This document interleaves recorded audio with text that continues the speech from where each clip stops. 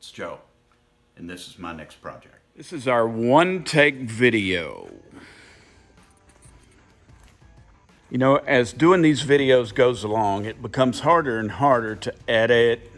And I've got a buddy, Avon Bateman, and he was nice enough to partner with me and edit this. And there's a lot of editing every time I shoot 15 or 20 short little videos, and we have to put the music to it, and it's hard to do, and I absolutely cannot do it without Avon. We've got 50 or 60 videos in now, and I owe it all to him because I would still be just lost without him. I can't set the time on my truck radio, but he's just so good with the computer and all, and I'm gonna try to make it easier on him. If I can do these one-take videos, which this is today's 2-year plan. If I can do these one-take videos, it goes right from my little telephone here up to the cloud and lands on his laptop. And it'll just be so much easier for him. Also, there's a lot that goes on with building a car, and a lot of it, like we did the front frame, is cutting and grinding sparks and the arcs of the welder. Well, you know, there's channels around for you guys to go see somebody weld really, really good. My welds are not that really good looking. I'm just the average kind of run-of-the-mill car builder here. And I enjoy doing it, but show quality, probably not. There are channels out there for you guys who want to learn welding and cutting and fitting and all that stuff. This just ain't it. This is the channel for BS, body styling. It's car design, and why would a car look good? What does it take to make a car look good? And what, on some cars, what makes them look bad? Because so many of them do. There's a lot of cars out there, and some are just really kick-ass cars, and some of them are just so-so, and some of them are just fun cars. Well, I'll tell you right now, I am absolutely not a teacher, but I am a student, and I hope you're a student too, and maybe we can all be students together and learn something together. I'm not trying to teach you how to build a car. I'm just feeling my way through building a stereotypical hot rod, but not in a stereotypical way. I can build within the silhouette of it, just the shadow of a stereotypical hot rod, and go get modern day parts and put them within that silhouette shape, and I think I can come up with a pretty cool looking car. And that is the goal here.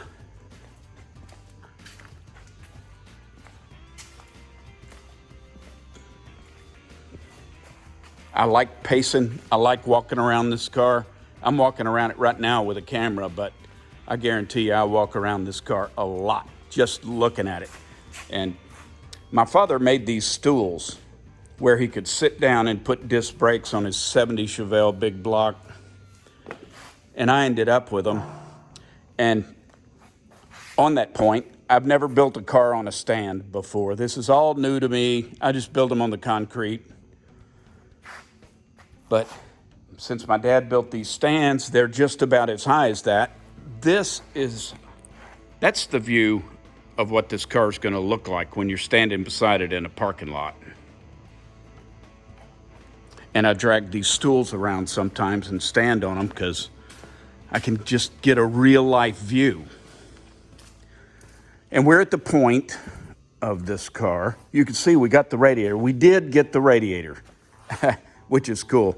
I thought it would have to go in between the frame rails. So remember, I built those frame rails wide enough to allow this to go in there, and it does not have to go all the way down in it. So I cut this loose right here and I narrowed it just a little bit because I want the nose as narrow as I can get it on this car.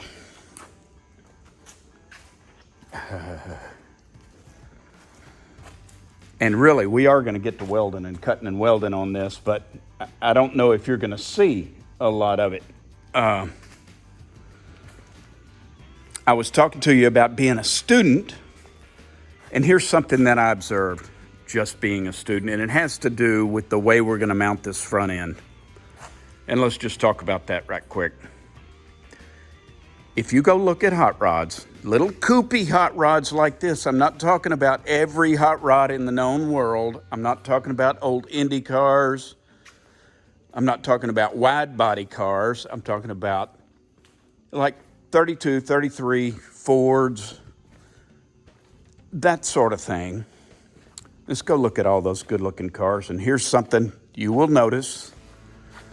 The radius rod, if they have radius rods, most of them are independent front suspension now, but if they do have radius rods, this radius rod is way down here.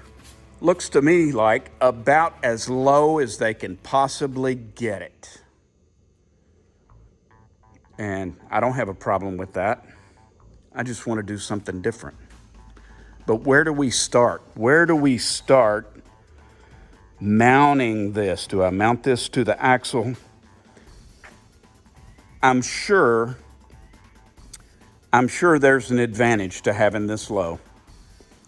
However, you can do your research and you can look back at some of the fastest cars that they built in the past, the belly tank racers, and some of the old Indy cars that had straight axles. That radius rod was straight. It was mounted way up here. And if you're worried about, some of you trolls out there are probably saying, well, that's not the perfect suspension situation. Well, it ain't. It's not. But if you look at some of the four-wheel drive trucks, their tires are this big, and this mounting point is way up here. It's going downhill. So I think as far as safety and handling, this is really not a race car. You know, we might gun it a few times and get some, it's going to be fun. But I'm not launching this thing at the drag strip. And we're not going to go run circle track. We're not running road course. This is just a fun car to drive around. So, here's what I've decided. Oh, one more thing. Seeing is not understanding. Because you see that all the time. Another thing that you see, and you might not understand or digest it correctly in your mind, is, and you check me out on this, some of the really cool looking cars, most of them, I think, not all of them, where this tire is right here, this nose is right close to the middle or further back. That is just one of the main things. You get a silhouette of a hot rod that's really badass. You're going to see this tire. Right above the center of this tire, you're going to see the front of the hood, or the hood's going to be just a little bit further back. Most of them will not stick way the hell out here. The old Indy cars did, and they look great. We're not building an old Indy car. We're building a little coupe. We're building a coupe that will, the iconic coupe. I didn't want to miss saying this. If you look at a Prowler, it does.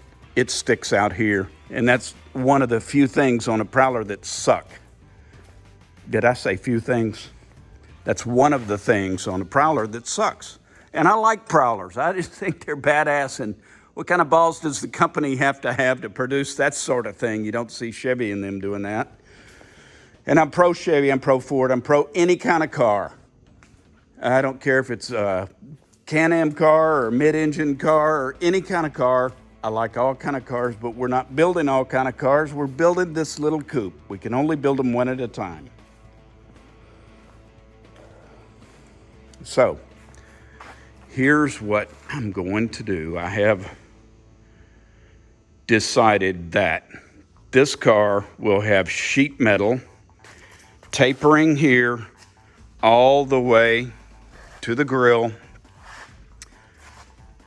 And there will be no vents. There will be nothing but sheet metal in here. It'll come down to the grill and actually tuck under. There will be some sheet metal under here also. It won't just be a grill hanging out here on its lonesome. We are going to have a rack and pinion right here. We've discussed that. And we're going to have a shock, a headlight, and this radius rod. That is all that's going to stick outside of this car. And here's what I've decided to do. I am going to, let's see if I can do this with one hand.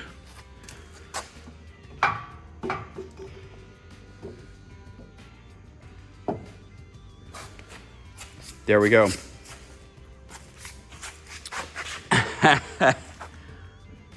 You have the ground level,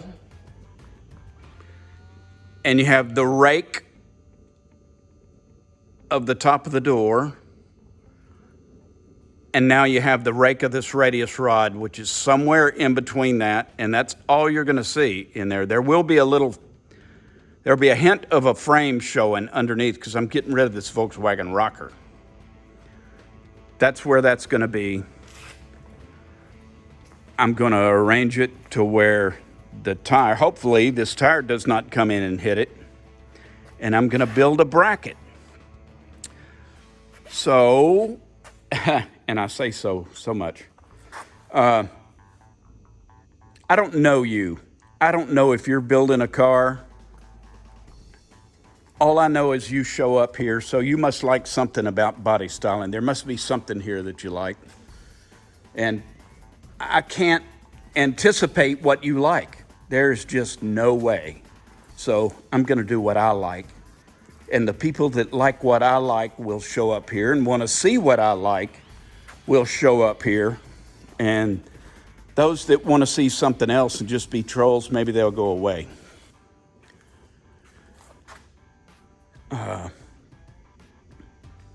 I can only have one take. So we turn the camera on,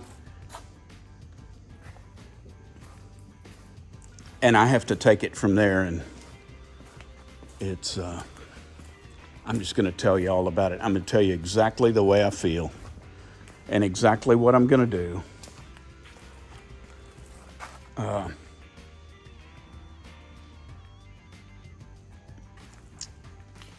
We are going to put the radius rod here, the headlight. Oh, and what's in the box here. Always got a what's in the box, maybe. I'm going to set you up here for just a second. And I promise I'm going to talk a little louder. What's in the box? I like this box. Not this. Coilovers. Coilovers front. Coilovers rear.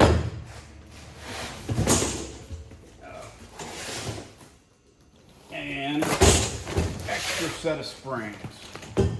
So we've got from 180,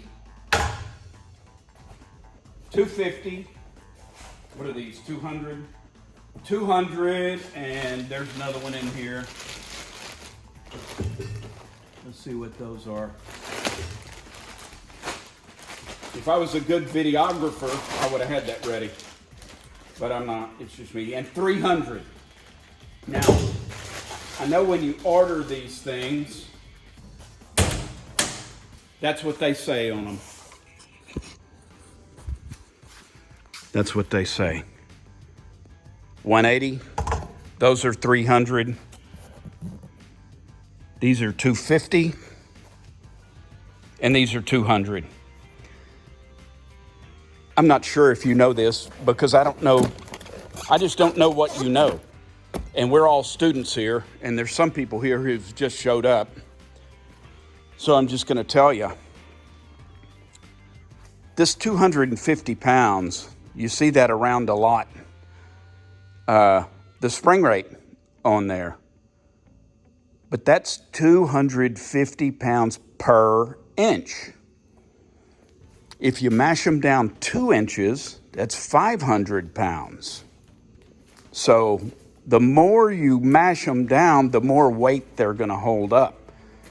If your car weighs 1,000 pounds in the front and you have two 500-pound springs, it's going to be pretty stiff. But you can get some softness if you have less than 500-pound springs.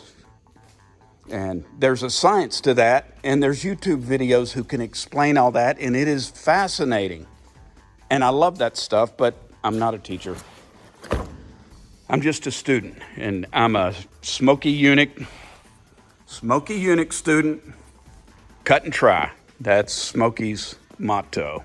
Cut it and try it. He had a lot of other mottos too. So anyway, these one-take videos, today's 2-year plan is I want you to look at this and understand what we're about to do, and you think about how you would do that, and then the next video will show up and you'll see how I did it. And we'll kind of compare notes. This has to have a bracket right here. Oh, I know what I was going to say.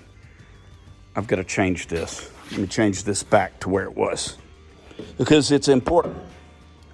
It's important.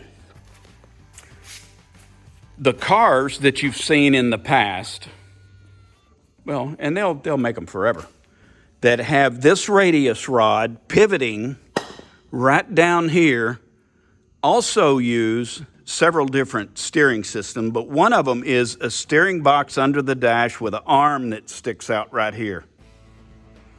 This arm goes, hooks onto the spindle right in here, and they've done that for years. They got to usually have a cross-leaf spring or something, but this is a new car, and I'm not using this under there anymore. I'm using a steering column. I'm going to have a steering column, and these relationships under here, the steering column will be really close to the brake booster under the dash. We'll build this brake booster under the dash, but the steering rod's got to come out here somewhere. The rack and pinion's going to be coming out right underneath this arm, this axle. And this whole thing's going to go up and down here. If I'm pivoting this down here and I'm pivoting the steering up here, this rod is going to go in and out so bad it will never work. So let's fix that problem. And we had it fixed before. I should have explained that right off the bat, but it wasn't in the script.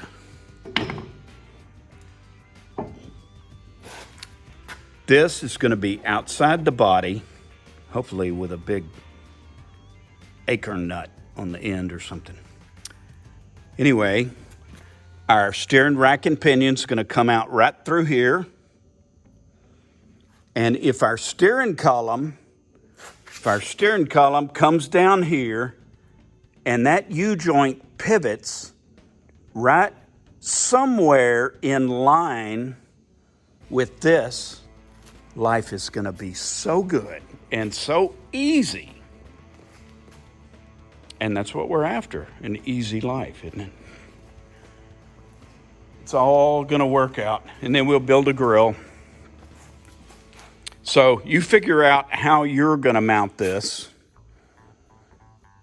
and how you're going to make that bracket. How are you going to hold this bolt? How are you going to build this boss up here? Got a bunch of angle iron and square tubing and whatever you decide, You just get that plan in your head, and we'll see you next video and compare notes. Slay the day. I hope you enjoyed watching as much as we enjoyed making it. If you did, tell your friends and subscribe. It's important.